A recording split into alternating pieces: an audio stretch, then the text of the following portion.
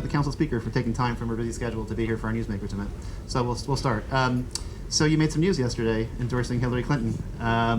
Why Hillary over the more progressive Bernie Sanders? And why do you think the mayor's taken so long to join you in this endorsement? Well, first of all, thank you to City and State, and to thank everyone that's here this morning. And I will only speak for myself, since that's what I can do. With regards to Hillary, you know, that for me was an important decision to make. I think that we all here in New York have a long-standing history with Hillary, having been our senator, as the First Lady, when looking at the issues that she really cared about, when we look at health care, right, and the work that she's done. I really felt that it was an important time, right, leading up to her visit to Puerto Rico tomorrow, the visit that I'll be doing with the governor and other electeds on Monday. You know, Puerto Rico is going through a very difficult time right now. And so all the attention that's being paid, I felt it was really important to take this opportunity to make a decision and to come out in support of her based on that trajectory. When you look at the platform she's presenting, really talking about issues that I'm very passionate about. Criminal justice reform has been something she's been very vocal about in terms of, you know, providing education at the university level for young people and reducing the amount of debt that they have to incur. Those are issues that are important, and really on the issue of immigration reform, which is again something I'm very passionate about, that she's really strongly committed to comprehensive immigration reform, to really pushing forward those executive actions that the president has put forth and which the Republican Party continues to try to stymie. So I really felt it was the right moment, and obviously a woman, that also is a factor. So I felt I had to make a decision. I wanted to jump into the fray. It obviously got a lot of attention today. Yes. Going to sort of more local matters, you scored a major legislative victory earlier this year when you were able to get more than 1,000 Yes. cops added to the budget. Why did you feel so strongly about this, and how were you able to win over the mayor when he was so consistently opposed to it? So this is an issue that the council has been consistently vocal on since the first budget that I negotiated with the council, and in this second year. We didn't get that in the first year. We felt that there is a need to, one, balance the reforms that we're asking the NYPD to implement. I was very strongly in favor of the IG, the Inspector General, in the last session before I was Speaker, and the racial profiling bill, which passed. But I also knew with the new administration that we had gotten commitments, right, from the mayor-elect to really look at reform. So we wanted to, one, push for reforms, but we also felt we needed more resources for the NYPD to really look at a new way of interacting with our communities. The community policing model, which recently has been presented and rolled out by the NYPD, is really true community policing. And so we wanted to really find that balance. So we've been advocate, and we are a check against the mayor, and we also have great oversight powers. So this was something that came up in hearings, something that came up through our budget process and our budget hearings, and we continue to make the case that there was a way of balancing both reform and also additional resources. And I think we finally made the case. And obviously having the commissioner on board, he wasn't on board in the first negotiations in terms of last year with our request for more resources. He was this year. We came together and we were able to succeed. What do you think changed his mind?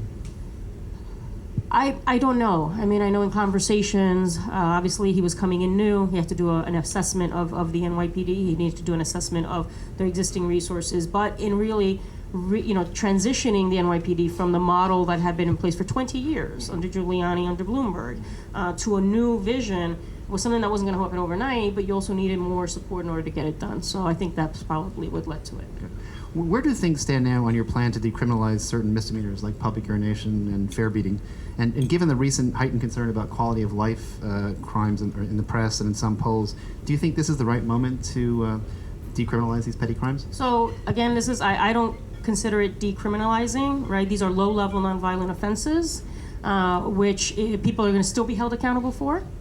There are still going to be penalties, and there's still going to be fines in those cases. We're not there yet. We are talking, and we've been very aggressive with the NYPD that this is something we want to look at.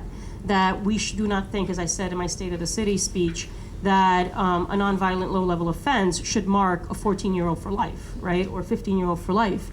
These are serious issues that sometimes over-penalizing these low-level nonviolent offenses has serious implications on the success of that young person moving forward if they have an arrest record, et cetera. So these are things we have to balance, right? There's systemic as someone who is very progressive and someone who really believes in this strongly about equity and justice, there are systemic injustices that exist. And this is over time. We're not going to correct those overnight, but these are the things that we can do to try to chip away and try to create more equity in the criminal justice system.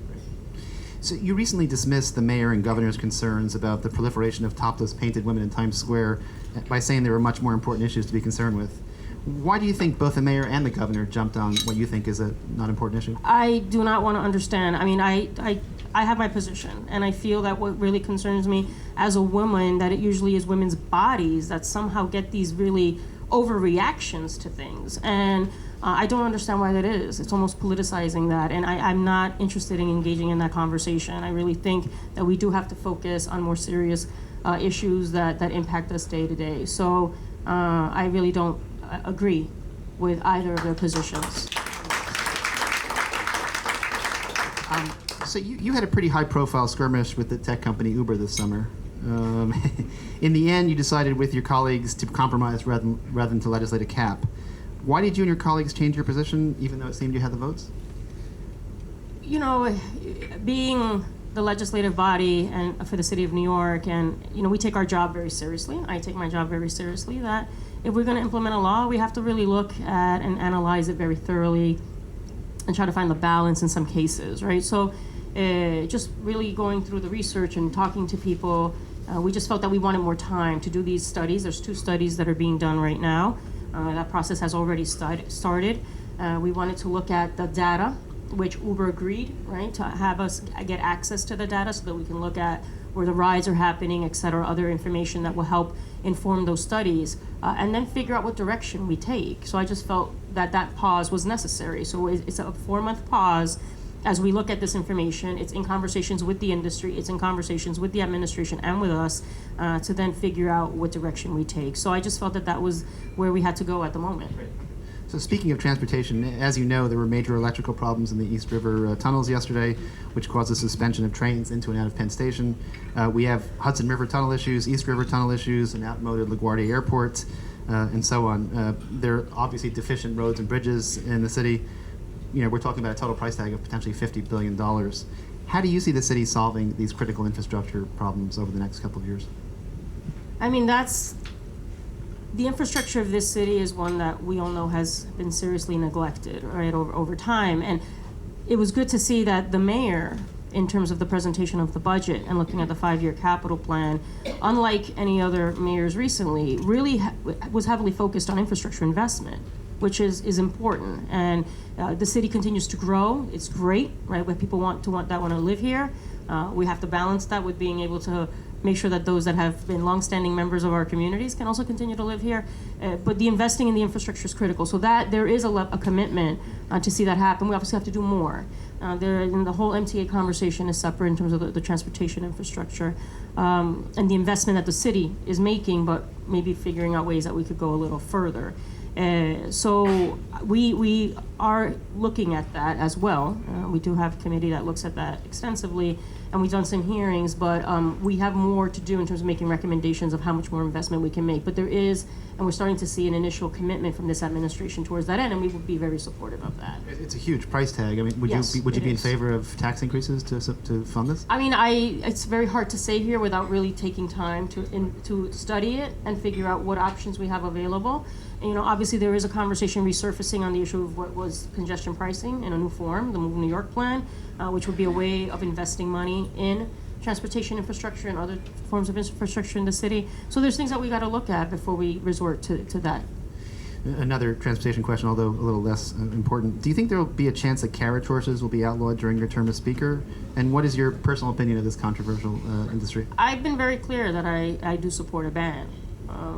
The conversation continues, and it's not, I'm not going to delve any further into that, but it's not off the table, the conversation. Okay, great. So you've been a strong and outspoken advocate for immigration reform. If Donald Trump was sitting right here next to you, what would you say to him? And are you concerned that the national mood is turning against real immigration reform?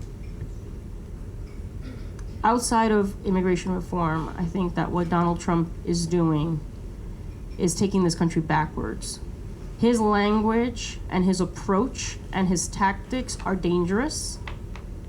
I think it elicits the worst in people, and it really is creating kind of what I consider a violent backlash. I'm not just saying physical. It could be just in terms of emotions and sentiment and what it is that you're hearing. It is ugly, and I'm really concerned. And so I really find it amazing that these so-called, these Republicans want to say that their party is the true defender of democratic values, and then, here we have a process in which is the most important process, which is the election of our next president. And as I said, I've tweeted about it, it's like I think it's become a carnival act. And, we are not being taken seriously as a country when you see what that transpire. I think it really lowers our value in terms of the conversation and the discourse we're having. And so what he's doing is dangerous. So it's not only his position on immigration reform, it's his issue with women, right? It's his issue on other things, because now what we're seeing in terms of what he's laying out, and we see it in the debate, it's like this race to the bottom, about how backwards can we take our country when it comes to women's reproductive rights, or when it comes to marriage equality, right? And all these other things that they want to roll back. So it troubles me greatly. And if he was here, that's exactly what I would tell him. Is there anybody in the Republican field that you think gets immigration reform? Not at all.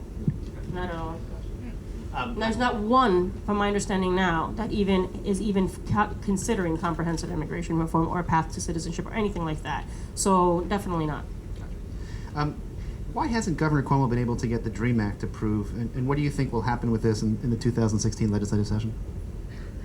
I'm committed to the DREAM Act, and I know that it's a priority for many of us, and the governor has indicated his support of it, so I look forward to working with him and the sponsors of the bill to see it passed in this legislative session. Do you think it has a chance to pass in 2016? I want to see it passed, and I'm going to put my effort behind that.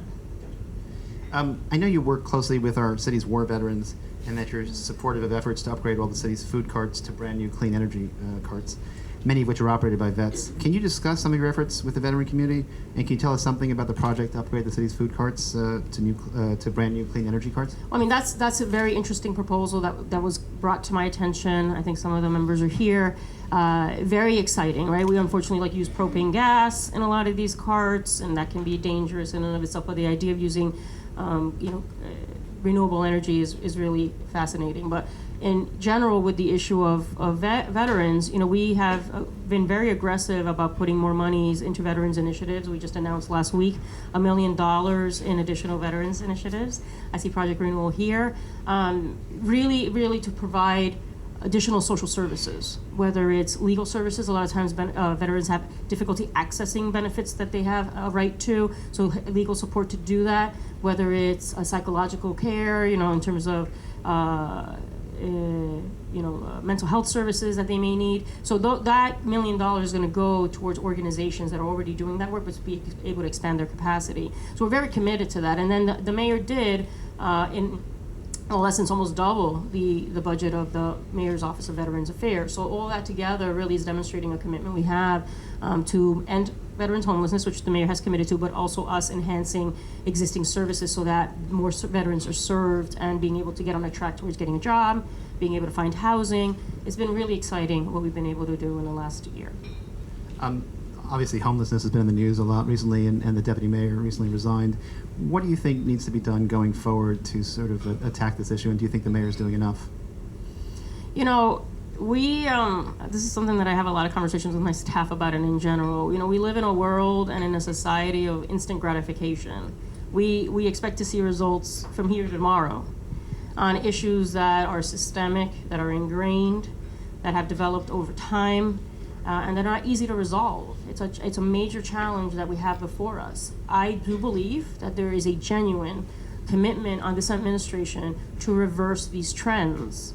And obviously, it's not something that's going to happen overnight, but we are starting to see kind of a stem, of that growth, but it's not going away anytime soon. So I think that there are genuine efforts that are good in terms of expanding the ability for people to have housing, permanent housing, the subsidy programs that have been created, the mental health specific outreach that is being done to the chronically homeless, the ones that are in the streets that we see that a lot of times need additional support services, and looking at it that way. So I think that they are. I think obviously there's a long road to go.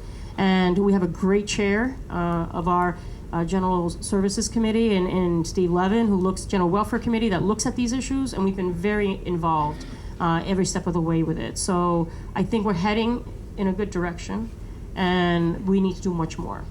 Do you think the problem has changed? Because it seems like there's a perception, at least in the media and among people who live in the city, that there's more homeless, there's more aggressive panhandling going on. Has that changed in the last year or two, or do you think that's been going on for a while? No, I think it's been going on, for a while. I think it's the level of attention that may be paid to it, which is important. We do want to raise the alarm. It is a concern. It is an emergency. But let's look at the human lives behind this reality. These are individuals. A lot of times it's also families that are just finding it harder to be able to find affordable housing in this city. We do have job growth, but the jobs may be low-paying jobs, right? These are different. So I'm saying when we talk about the challenge, quality jobs that provide a living wage, that's a challenge in some cases because a lot of the growth usually is in the low-wage workforce. Permanent housing that is affordable, that's becoming more challenge each and every day in this city. That's why an aggressive plan on the creation of affordable housing is really important. So those are, it just takes many different directions. So you just can't solve it. And I know that there's frustration. I get frustrated. But we live in a reality where we live in this wonderful, diverse city that is large and complicated. And finding the solutions is going to take a little bit of time and patience. And sometimes we don't have that. Were you surprised that the deputy mayor resigned recently? And do you have any thoughts on who should replace her or what type of person should replace her? I respect Lillian greatly. I've known her, when she came back under Bloomberg to be the commissioner of the Department for the Aging, got to interact with her very personally, was very happy that she transitioned into this administration, and her track record speaks for itself, a woman of integrity and commitment. So she's become a friend. And I was surprised. I was not aware that she was looking to move on, and definitely want someone of her caliber, ideally another Latino or Latina, to assume that position. Well, speaking of that, so the mayor has come under attack from the Latino community for not having enough representation. Is that something you agree with? Why is he being accused of that? I don't necessarily agree with that. And so I know it's a conversation that we have each and every day in terms of different ways that we can have a more diverse administration, and he's committed to it. Without a doubt, this administration at the top levels is the most diverse that we've probably seen in recent history. So, that's important to acknowledge. And I think in terms of Latinos in those high positions, he also has done a good job of naming them. And so those are conversations that we always seek to do better in anything. But he does listen, and he is aware that is a concern, and we'll work together on that. What would you say is the toughest part of your job? Managing 50 other council members.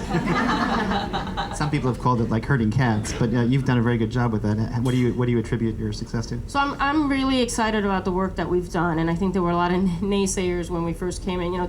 The job of speaker in dealing with the city council is one of not only the legislative work we do, but also there's administrative aspect of managing the city council, right? Of how we are structured, how we operate. And so there was a lot of effort when I first came in. I had said very much that I wanted this to be a member-focused council and not a speaker-centered council. And so restructuring the council as it functions so that it does that the members have more input, that the members have more say in terms of the chairmanships of the committees, the rules reform that we underwent. People really thought that, I was watering down my role, so to speak. And I think that we've proved them wrong, right? We're efficient, we're effective, we function well. I think there's a great sense of camaraderie amongst the members. They feel much more invested in the process. So we are doing, I'm really, all the work that we've done in the past year and a half, it demonstrates that. All the legislation we've been able to pass, the serious conversations that we've engaged in, the public policy conversations. And so we're really excited about the work ahead. Great. So in what ways would you say that you differ from your predecessor, Christine Quinn, or in what ways do you think you're similar? I'm who I am. I'm not going to make differences or distinctions. To me, my interest is always one of empowering members. I was always what I spoke about when I was running for speaker, and we had those different forums. I talked about the rules reform. I talked about equalizing member allocations. which has happened. So all of that stuff is what I've focused on, and I really do spending time with my members, going into their districts, meeting with community leaders, hearing concerns at that level. So I'm very engaged one-on-one with them as well. I'm very accessible, and that's my style. You know, I'm a collaborative leader in that sense, that I feed off of working in a team setting and being respectful of those that I work with and hearing all different opinions. So that's my style, and that's the way I've tried to restructure the council and the way it operates. What would you say are your two proudest achievements as speakers thus far? I mean, I think definitely, you know, all of the work that we've done on immigration is critical, because, you know, people think that regarding immigration matters, yes, there's a federal action that has to be taken, but there's also a lot of power that cities have to implement policies and legislation that can really positively impact the lives of immigrants in the city of New York. So, you know, the work that we did, there's 2 laws that we passed in New York City about the level of engagement and cooperation between our corrections officers and our corrections officials and immigration agents. That was something that's historic and people still look at. I think it's becoming kind of a federal model almost. The issue of unaccompanied minors and doing a public-private partnership to make sure that those children that were going into the courts without legal representation have legal representation. So all that work that we've done, and I think the level of engagement and conversation that we've been having, which will at some point we'll roll something out on the issue of criminal justice reform, the bail fund that we are going to implement.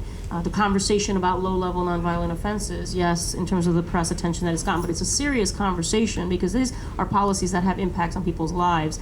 I'm proud of all that work, and we've done so much. The Human Rights Commission, you know, paid sick leave last year. There's a lot of different things that I'm very proud of, because these are all things that impact directly people's lives, and we have the ability to do something about that. So we'll have much more to report on. Great. So you're obviously term limited in 2017. Do you think having just 4 years to be speaker has made you more effective than you would have been if you had 2 terms? I mean, I'm not sure about how I would say that. You know, I'm now in my 3rd term as council member, and I still think I'm an effective council member. So I don't think it's a matter of that. I was always supportive of term limits because I think it's good. The level of energy, I think it could have been staggered a little bit better, because I'm concerned about, you know, how many of us are leaving, not in this next cycle, but the one after that. But definitely it brings in new energy and new thoughts. So I think I'm highly effective now, and I think if I would have had another 4 years, I would have continued to be effective. So I don't think it's a matter of that. It's a matter of what you hold as your core values and the work that you want to get done. I will say, because I always use a forum like this to really talk about one of my little great concerns, and there's a lot of women in this room, and it's good to hear, is, you know, in this council we only have 15 out of 51 members are women. When I first came in, there were 18 out of 51 women. And in the next cycle, there are 6 out of the 15 women that are term limited, all women of color. And so if we don't make a really conscious effort to recruit, to support, and to push forward women in this progressive city, you know, in this city where everyone looks at, you know, we could potentially have a council that has less than 15 women, and that to me is not acceptable. So we're trying to work on that, and anyone that wants to join that cause should consider it. It's a very important one. Why do you think this is happening? I mean, is it difficult to recruit women to run for city council, or is it just that not enough people are running for office? I'm not sure people are making it enough of a priority. So whatever entities get involved in electoral politics, whether it's the unions that endorse, whether it's the Emily's lists or the, you know, Eleanor's legacy, you know, there has to be a conscious effort, you know, to say that it's not just about the issues that you support. It's about gender equity as well. And in legislative bodies and in important decision-making bodies like this, that has to be a priority. And so, you know, that has to also come, that push has to come from us, obviously. Not only, it's not just our responsibility as women either. Let's be clear about that. You know, we all have that responsibility, but it's a real call to action. I think it's something that should be on people's radar and should be of concern. So along the same lines, you know, there was very low voter participation in the last election. what can the council do? What can you do to improve that in the next round? And do you see that as an important priority? It is. I mean, it's important, and we have to look at, because I always give the examples, like we have to figure out, like when in Puerto Rico, where I grew up, is like the voter participation rates, are definitely well above 70%, right? So what is it that other places are doing that elicit larger responses? There are laws that have to be, whether it's a day of voting, whether it's other actions that we can take. Some of those need state support, but there are things that we could probably do at a local level. And we have been looking at some of the election stuff, that would expand the ability for people to participate and engage. And the low rates of participation are a real concern.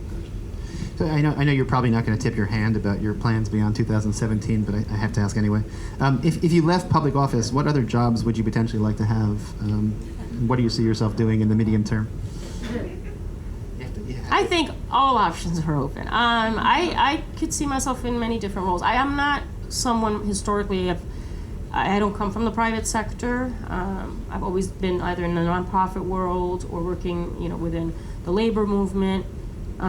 So I think being able to continue to contribute positively, right, to New York City in one way or another is something that really is of interest to me. I want to continue to contribute in that way, and what path that takes, I'm not sure. Whether it would be the private sector, whether it would be in a nonprofit world. So we have to, or other ways. We'd have to look at that, but it's not really something I'm totally focused on right now. You say that all options are on the table. So does that mean, is there a scenario where you could see yourself running for mayor in 2017? No.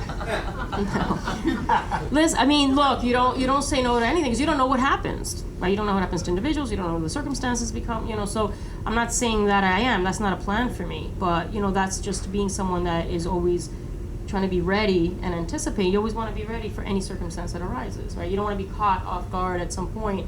I'm not saying about mayor. I'm just saying about anything else. You're always someone that wants to be prepared. How about running for governor of Puerto Rico? I love that story. Doesn't seem to go away.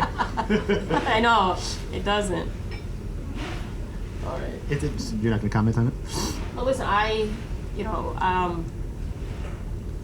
am someone that my mother continues to live in Puerto Rico. I have deep ties to my island. I care for it deeply, and that's why I am so involved, and I use this platform to really speak about the issues that impact the island, whether it's the fiscal crisis right now, or Caño Martín Peña, or other things, Oscar López Rivera, which I've talked about in the past as well, and I've gotten criticized about. I'm going to use this platform to really help raise awareness and a level of education too, because there is a level of misunderstanding of the dynamic between the island and the United States. So I am very involved, and I do continue to have an active presence on the island. When I go, I get interviewed, I get asked for my opinion, and I know that people are interested in hearing what I have to say. So whatever ways I can contribute, that again would be an option that, is out there in the universe. So about 6 weeks ago in this same room, the police commissioner, Bratton, said he would not stay for a second de Blasio term. About 2 weeks later, he kind of walked that back a little bit. Do you think Bratton is going to stay on, and do you think how imperative is he for keeping crime down going forward?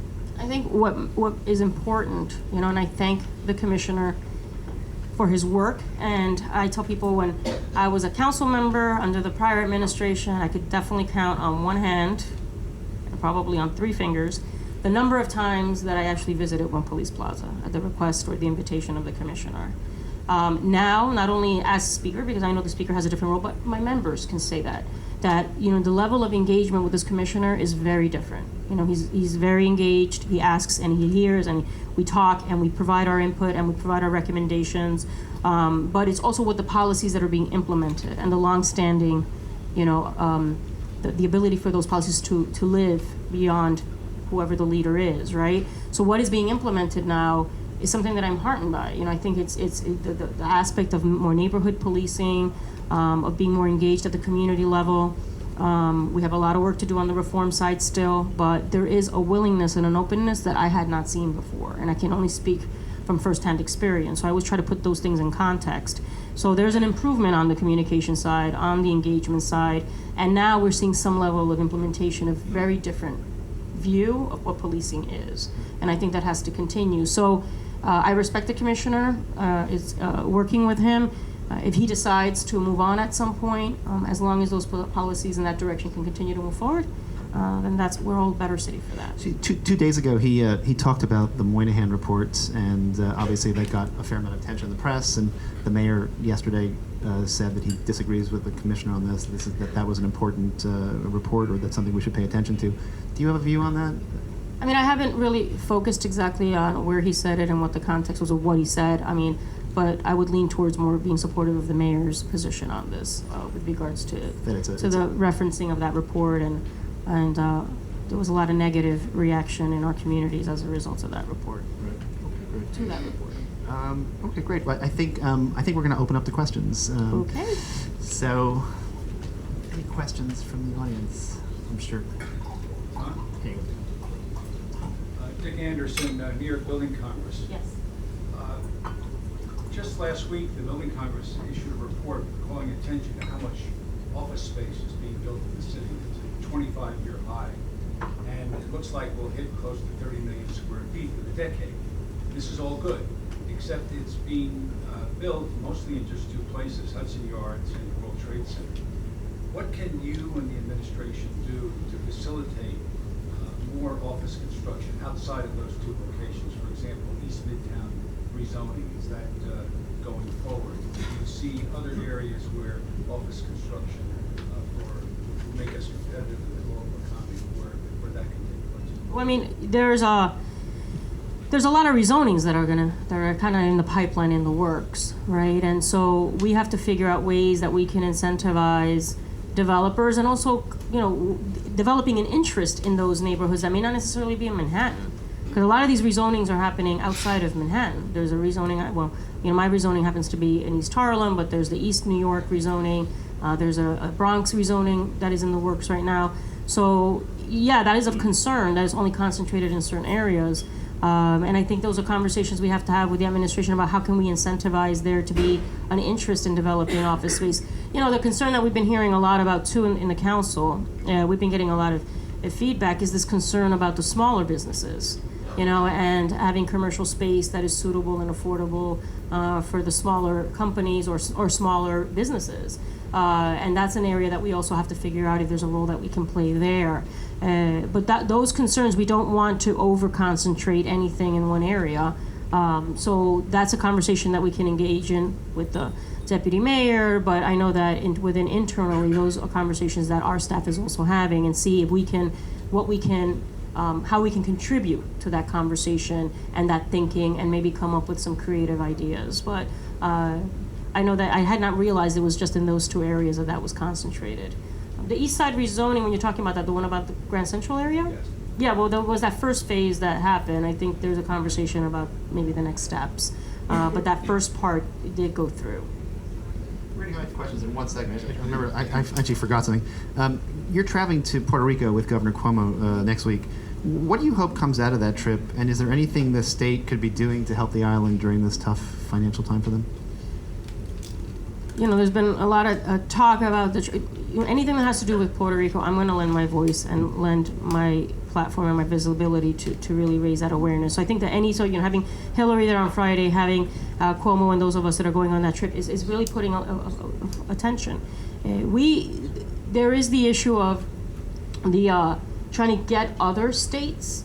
Also, I mean, there's a lot of action that the president can engage in, but there's also work that we need in the Congress. And it's hard because this Congress is Republican, and it definitely has not had an open ear to this issue. But the governor can help convene, right, other leaders as well at other states that maybe have large Puerto Rican populations. But this is not an issue just that the Puerto Rican community needs to mobilize around. We need to get the support and the solidarity of other elected officials. And I know that Senators Schumer and Gillibrand are also working to that effect. So there's a lot of work happening on trying to just build broader support beyond the community. And I think the governor paying attention to this and maybe convening other governors. A lot of these states have Republican governors, and so having a broad-based bipartisan coalition would be important, and he can maybe help towards building that. Roland Lewis Waterfront Alliance. I'd like to go back to transportation for a minute. The mayor has proposed a large expansion of the ferry transit system in New York. A little louder. Roland Lewis Waterfront Alliance.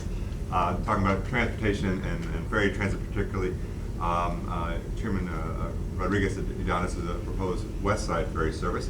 So I just want to know your opinion of expansion. We're finally making it to the Bronx.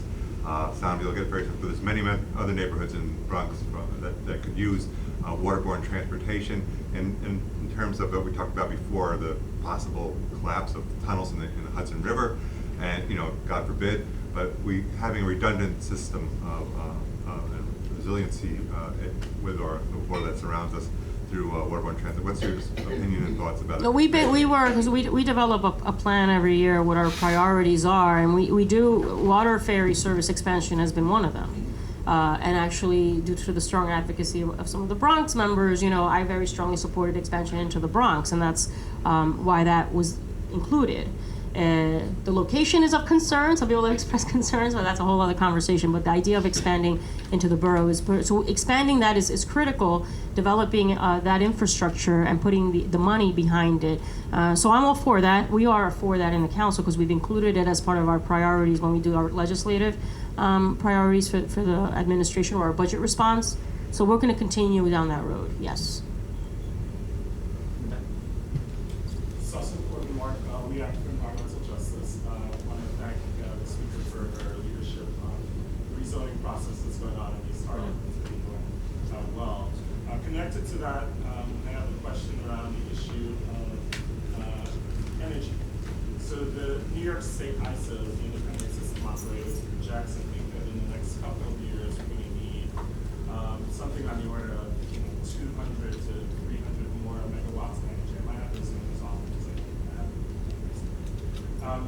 what can we do from the city council's level to try to incentivize more microgrids, the likes of which are starting up in the Brooklyn, Queens, and Brownsville area, so that there is more resilience in communities in times of crisis like social understanding? Do you have any thoughts about that? I mean, it's hard to respond without having really been able to sit and get the thinking of staff and others on it. But we've developed a very aggressive and comprehensive, plan on sustainability and really supporting green technology, right? As we grow in this city, as we develop, making sure that whatever we're bringing is more, efficient energy-wise and greener in terms of the technology. So anything that leads to that, it will be open to it, So the idea of these microgrids sounds interesting, but it's something definitely I would have to take back and maybe get more information, have the staff do a little bit more thorough vetting of it, and maybe something we can incorporate, in our recommendations, which I'm hoping that I'll be able to give an update in terms of what we presented last year versus where we are. But that sounds like a real promising option. Yes, I know. So we have a great working relationship. I appreciate all you do. Intro 803, the Child Safe Products Act, what's going to happen with that? I would have to get back because I would have to look into it, but okay. Thank you. Leslie Rosenthal of Lincoln Center, and we're really trying very hard to branch out into the communities, make arts more accessible. We're partnering with community organizations throughout the 5 boroughs in homeless shelters and juvenile detention facilities, in NYCHA housing, and we'd really like to partner better with the city council on the area of arts access, and I was hoping that you might be able to help me reflect a little bit on that. Well, that's, something that I'm a strong, I guess I was talking to the Commissioner of Cultural Affairs. He says, you're a strong consumer of the arts. I really appreciate I value the arts. I love to, go to the free concerts. I love the museums. And I know the benefit that has to our children, who a lot of times our families may have difficulty accessing those cultural assets because either it's too expensive. That's what the value of the municipal ID program is. So encouraging people to sign up for that is a real benefit for families. So I'm very open to those conversations. We have been very supportive through the CASA initiative to bring cultural services into our public schools and into communities that allow, every council member has CASA programs in their district, but in particular for a community like mine, it's an incredible benefit to those children that a lot of times don't have any cultural programming in their schools. We've really reduced that, arts in the schools. So that brings real value to and enhances their education. So I would love to talk more about that. Anything that leads to that, I'm very open to it. And I know that the chair of our Cultural Affairs Committee is too. Melissa, as thank you for joining us this morning. As chairman of the Broadway Association, aside from the painted ladies, long before that, we have been complaining that Times Square has been under siege, and it's gotten to the point where it's impacted negatively on the restaurants, on businesses. Theaters are very concerned that people don't want to go to the theater. New Yorkers are concerned about going to the theater because they don't want to be bothered by the Elmos and the other aggressive panhandlers that are approaching.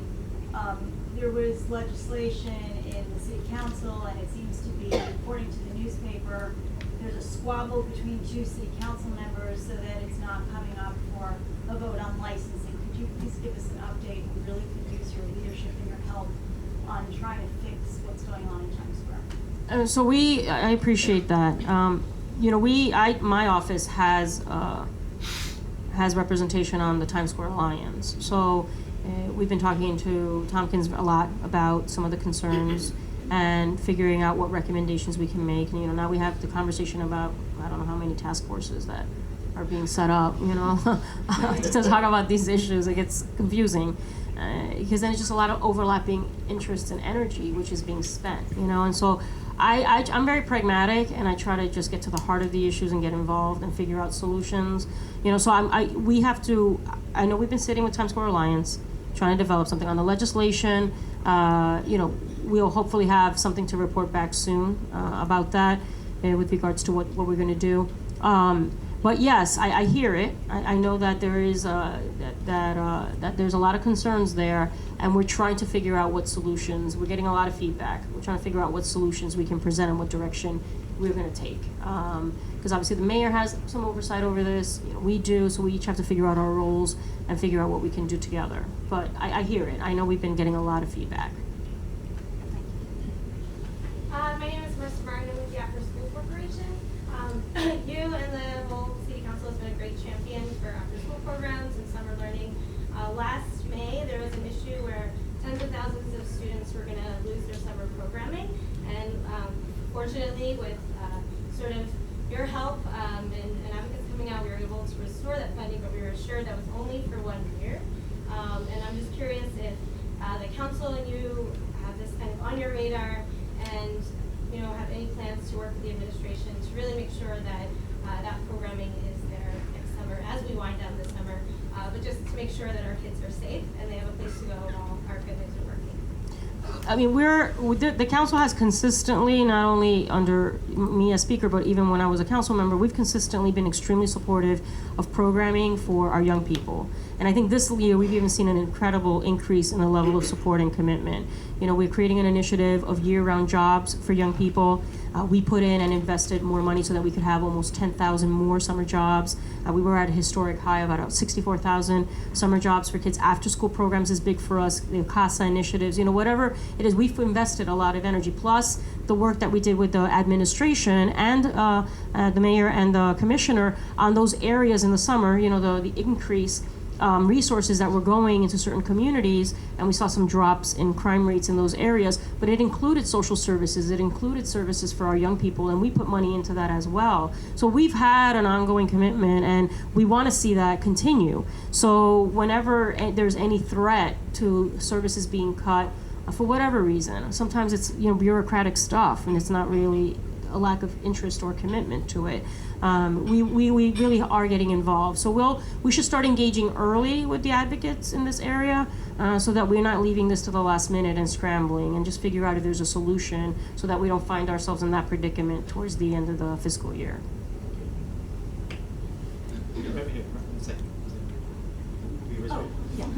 Deborah Martin, New York Restoration Project.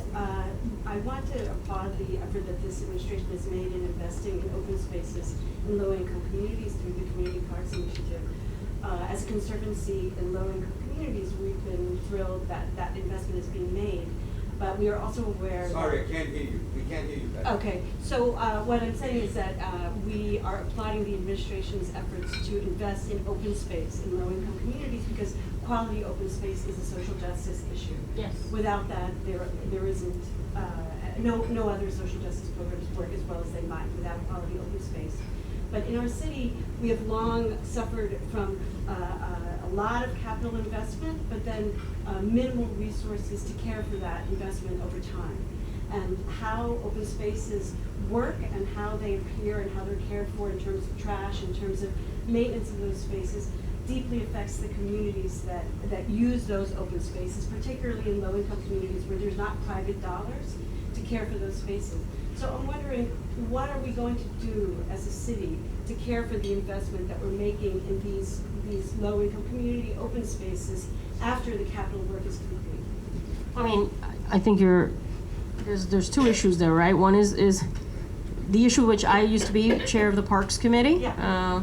And we always said that the level of money allocated in terms of the budget for our open spaces was insufficient, and we continue to believe that.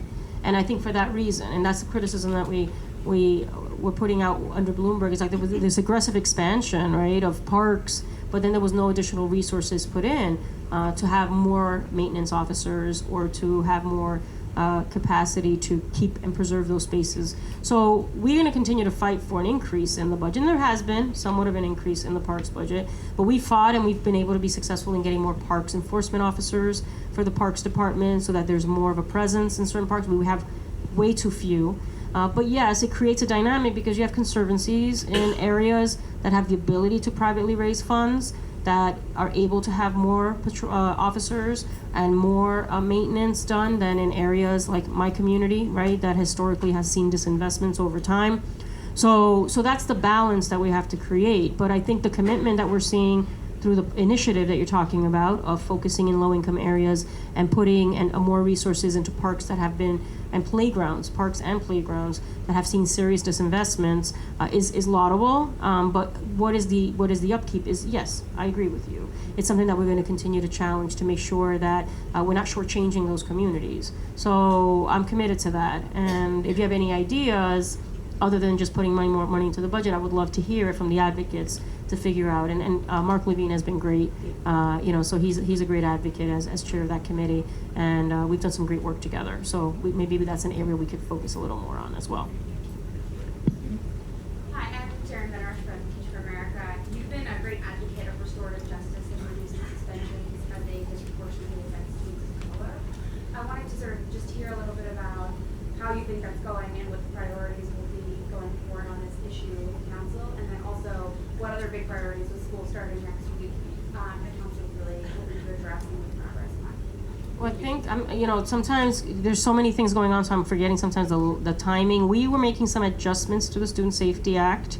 I'm not sure if we already voted on it or if it's coming up shortly, to do more reporting, to get more data with regards to that. I was very strongly supportive of the Student Safety Act in the last session.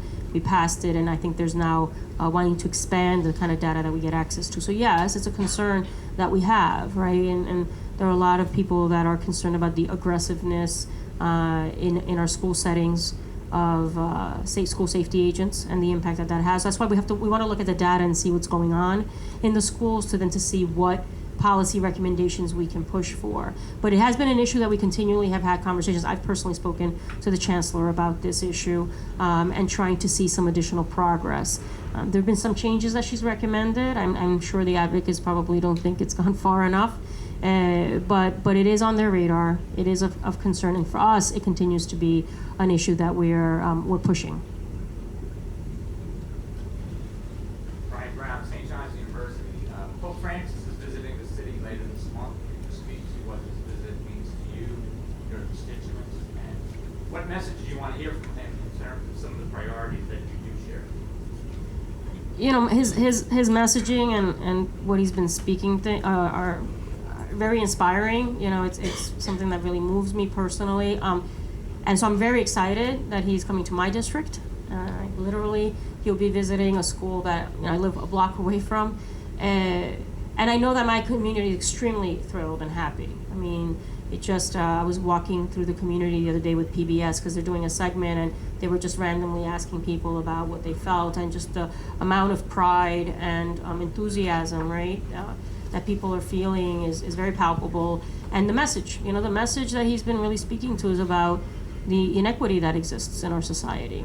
That we not forget the least among us, and that I take that as a message, in terms of being a government official, that there's role that we can play in government in trying to eliminate or break down some of those injustices and try to bring back, a little bit of equity into the world we live in. And so that's why the work that we've been talking about, criminal justice reform, immigration reform, other things, are so important, because it all speaks to that. So I'm very excited about his visit. I've been excited about the message that he's been putting out there on different issues, environment, poverty, etc. So it's the big red welcome mat is rolled out for him. Good morning, Cedar Sebastian from the Bratton Sister Soul. If you can talk more about the Young Women's Initiative and the impact, the vision that you hope that it'll have for young women and girls in New York City, what you and the council are looking forward to doing with that initiative. Well, thank you for being part of the initiative, first of all.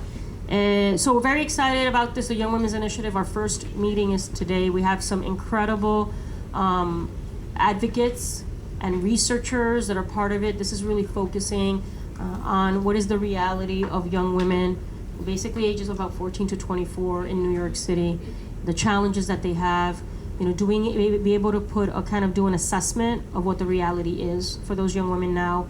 What are the services that exist, and where are the voids, so that we can make some real great recommendations as to whether it's things that we might want to fund as a council, or obviously recommendations to the administration about different services that may exist that maybe aren't going far enough, that we would like to see expanded or readjusted. So we're just starting this. We're hoping the work will get done in the next 3 or 4 months, maybe 4 or 5 months. And come out with some really solid policy recommendations. But we were very thoughtful about who we wanted to chair this working group. It's a partnership with philanthropy. It's a partnership with the mayor's office as well, because we want different city agencies as part of this conversation, so we can assess what the city is doing currently and what we are, and then be able to figure out what we're not doing. So it's going to be a very deliberative, thoughtful process. We've broken it down to about 4 or 5 working groups in different areas, and then the women that are and the advocates that are part of those working groups are formidable in the work that they're doing. So this is going to be something that is going to lead to some really tangible results. I'm excited about this. Last question to that.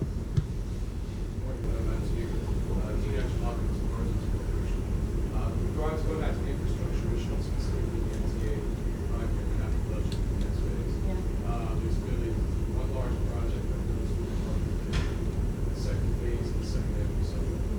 And when we talk about serving underserved communities, the second half of summer clearly will bring opportunity and economic development in the underserved community.